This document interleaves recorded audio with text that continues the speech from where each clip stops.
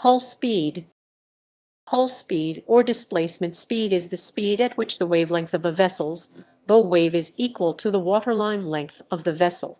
As boat speed increases from rest, the wavelength of the bow wave increases, and usually its crest-to-trough dimension height increases as well.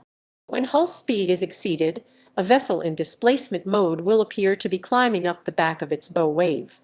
From a technical perspective, at hull speed the bow and stern waves interfere constructively, creating relatively large waves, and thus a relatively large value of wave drag.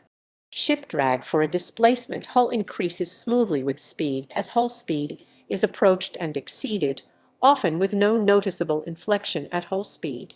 The concept of hull speed is not used in modern naval architecture, where considerations of speed/length ratio or Froude number are considered more helpful. Background: as a ship moves in the water, it creates standing waves that oppose its movement. This effect increases dramatically in full-formed hulls at a Froude number of about 0.35, which corresponds to a speed/length ratio see below for definition of slightly less than 1.20 knot. When the Froude number grows to -0.40 speed/length ratio (1.35), the wave-making resistance increases further from the divergent wave train.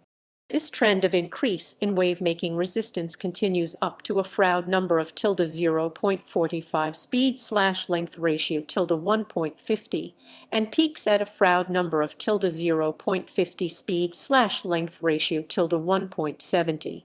This very sharp rise in resistance at speed/length ratio around 1.3 to 1.5 probably seemed insurmountable in early sailing ships and so became an apparent barrier.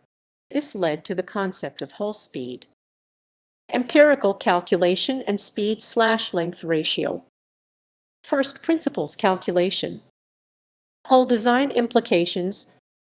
Wave-making resistance depends on the proportions and shape of the hull. Many modern displacement designs can exceed their hull speed even without planing. These include hulls with very fine ends, long hulls with relatively narrow beam, and wave-piercing designs. Such hull forms are commonly used by canoes, competitive rowing boats, catamarans, fast ferries. For example, racing kayaks can exceed hull speed by more than 100% even though they do not plane.